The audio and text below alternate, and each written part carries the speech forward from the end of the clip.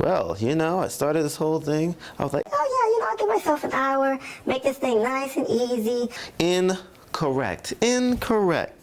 No. Time goes past, things happen, the whole world has to revolve and get in your way to stop you from accomplishing things. Oh wait, let me put that thing there. Let me put this thing down. Okay, but we're here now. I got a minute.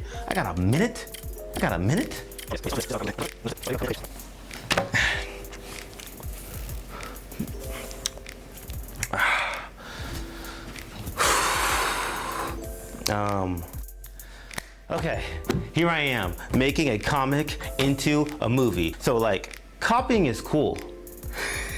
Copying is cool and comics are cool. The dope part about comics is that sometimes they just suggest or like imply that there's a world and the audience kind of like rolls with it. They just go with it. Most films are too worried to do that. They're just too busy with that crap. Am I gonna add another extra line to every line that I say? Until cell phones made creating films really accessible, most films would put a lot of time or money into the background, just trying to make sure it looks right, which is cool and can suck you into the world. But sometimes if it's mismanaged, all that background information can become a distraction.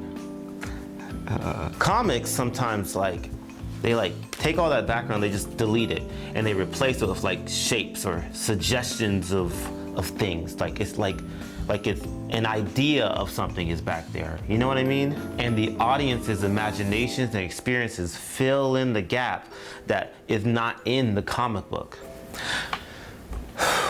This is something I want to experiment with, but I don't have like a bajillion dollars to keep trying over and over again in like different ways. So I have to kind of like do it in my own section, in my own little bit. You know, I'm trying. So I did end up spending a ton of money doing an attempt. I tried, for real. So as you can see, any English-speaking country or state can imagine this scenario, and the completely pink background just suggests a soft, lovely, feminine energy over the whole thing. It's like a big lovey-dovey experiment. You know, you just feel it. And in the picture, in a comic book, when you're like drawing it, making the background pink is easy. You just kind of scribble in it. Or, you know, hit that fill bucket, whatever. But in a film, making the background pink was a little bit expensive for me. So I got a big roll of pink paper, but like, how big should the paper be? After some math and guessing and like phone tests, I ended up deciding I'll just get the biggest roll I could possibly find. And then it's like, well, which color? You know, once again, if you're in the comic, you're an illustrator, you just, you know, you try this pink, you try that pink, you try this pink, you got the square, you just kind of scroll through, you find it out real quick. But I ain't got money to like buy 15 different pink rolls. I'm trying to decide specifically between which one. So for the straight dudes out there in the audience, there's more than one pink. You think there's one pink, but there's more than one pink. And that's something I didn't know until I had to know, until I made a film about a bunch of pink. And that's something I didn't know I would ever care about. But hey, I'm here for the adventure. So there's pink, and then there's pink. There's red pink, there's blue pink, there's light pink, there's a more saturated pink. I watched a pretty pink video about colors just so I could learn about the different pinks and how to like describe what I'm looking for. And that was only the beginning of my pink problems making this stupid pink film. So you have the background paper, the dress, the hair, and probably least noticeable of all is the skin. It's pink on pink on pink on pink. There are two pinks I have to choose from, like when you're like looking up online. There's coral and there's tulip. I want a green screen. What if I made the background? There's coral and there's tulip. Bing, bing, bing, bing, bing. I'm gonna just cut my head off the whole time, you know, whatever. Deciding between the colors but only seeing them online makes it really difficult, because the color on the screen can be different than the color in real life. And the material in real life can be more reflective or dull than the pink in the picture makes it appear. You know what I mean? And most importantly, if I pick the wrong pink, all the other pinks would have to adjust. So if I start here and I need to be here, all these other pinks still has to move up. You know what I mean? So I delayed, I punted,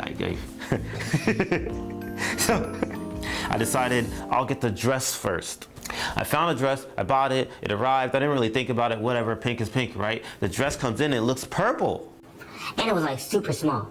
So later she bought a different pink outfit and it was definitely pinker, but it didn't match the style of the comic. Well, this is the issue. Like, I'm trying to remake the comic. Like, the pink is closer, but the style is further away.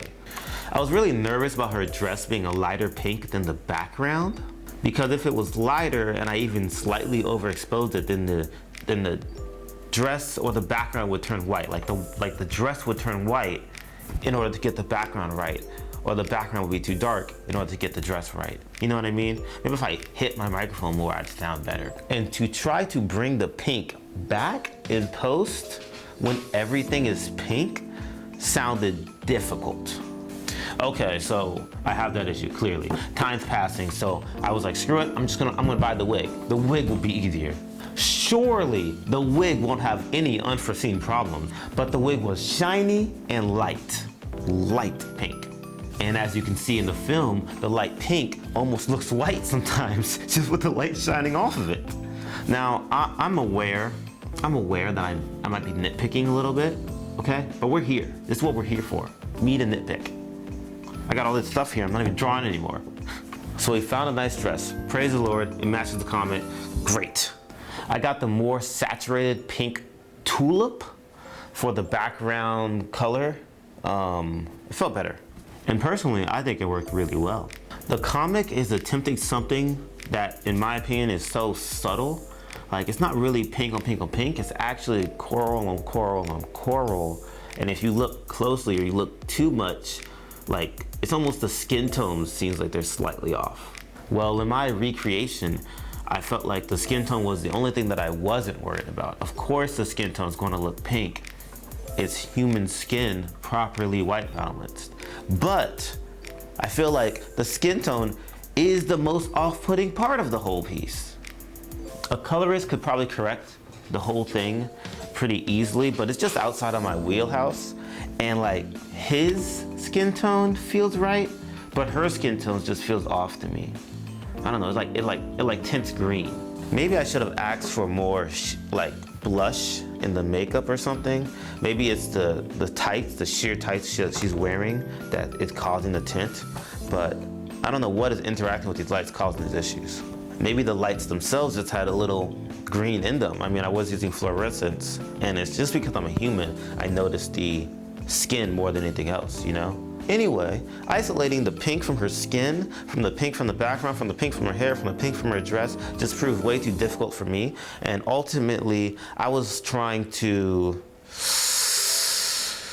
but now that I think about it, maybe I could have done it.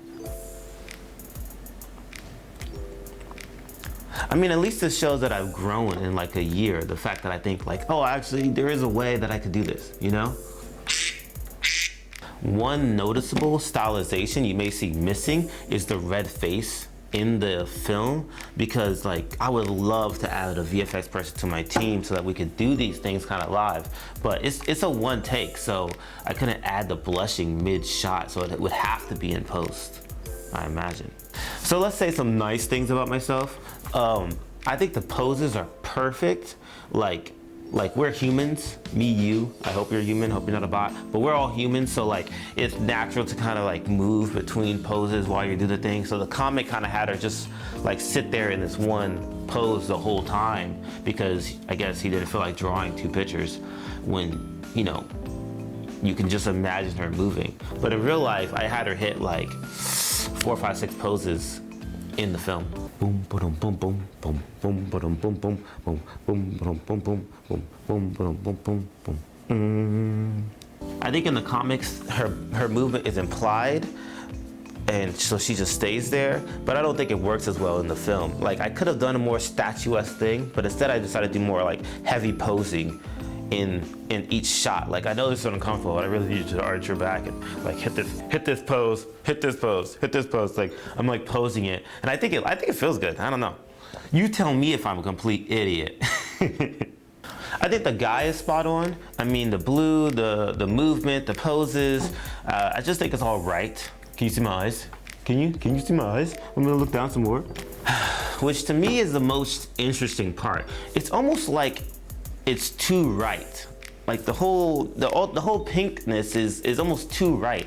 It's almost like the audience is like, it's like looking for like what's what's wrong? What's the point? What are you doing? What are you trying to say here? I think that's what happens a lot when I'm showing it, when I show it to people. It's like they're not really getting it, right? It's a lot of like, Okay, well, this is nice. Who cares? I think it comes from not recognizing the scene. It's like, I think it's just so familiar for people who've been in relationships. The non-fighting fights, the I can't stay mad at you, the tension between relationships, even though you both love each other. But I think audiences kind of expect more in a movie, like they're expecting to see something. So because of that, I feel like I had to add something. I had to add a little flair, like an aesthetic change. I heard a criticism that they don't seem intimate in the Pink one. So, I was like, we need to add more, because in the comic book it wasn't intimate, in my opinion. So let's add a little flair. Let's do an aesthetic change. Great. Goth. Goth is a weird thing. It used to be a part of like a countercultural lifestyle. It was an attempt to show that you're different. No, it was an attempt to show your disapproval with the state of the world. It was more than a style, it was more than a fashion trend. It was like the way you felt. Now it's more like a fetish. So after watching a bunch of goth videos, the spirit of goth videos and like fashion of goth videos, I was like, okay, let's do it. Let's see how I can keep the spirit of the comic, but in the goth aesthetic, to help show how universal this action is, this comic is, this situation is. First things first, the background. First things first, rest in peace, Uncle Phil. First things first, I'm the realist. First things first, the background. Pink ain't goth. Pink is not goth. It's not gonna work, bro. But goth is so black, I didn't want to lose the detail. I didn't want to lose this like texture in it. Sometimes in a lot of goth videos, it's like black, black, black, black, black, and then that's it. But I don't want to just do a bunch of black. I wanted rich, textured shadows. So I'm looking around for what colors can still be goth, which is the issue because there's not really any colors that's goth. But there seems to be purple is allowable. In like rare situations you get red, but there's like purple. There's purple in there. So I had to buy this this patterned fabric in the background because I was like, I really want to put something back there, but I need it to be different. And there was black on black, and I was like, oh my gosh, black on black would be amazing. But then I was like, but it'd be black on black, on black on black, on black on black, with white skin. I was like, no, I gotta switch it up a little bit. So I went with the purple, and I was so hoping that it would not come off as this like campy, Barney purple in my goth film. That jank was shiny though. So the lady was interesting because it is black on black, but it's like, it's kind of like there's a bunch of details in the webbing of her outfit on the black dress. And then on top of that, on the whitest of white skins. Cinematography challenge, go!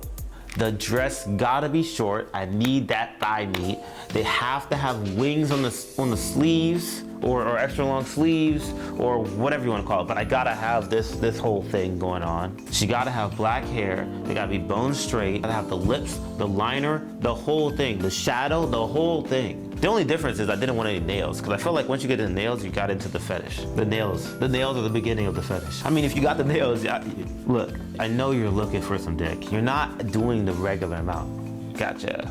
I ain't trying to tell the goth girls what to do because they killed me, but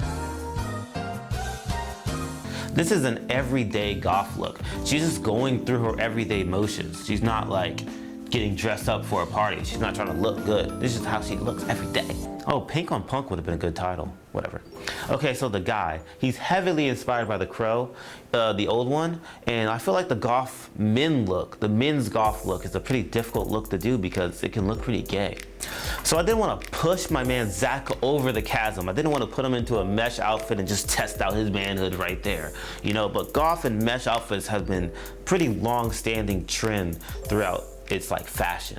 And it doesn't look bad, but if you ain't got it like that, it looks pretty gay.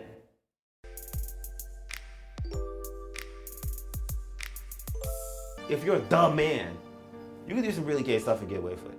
Mr. Sausages, Mr. Ham, you will cut that out.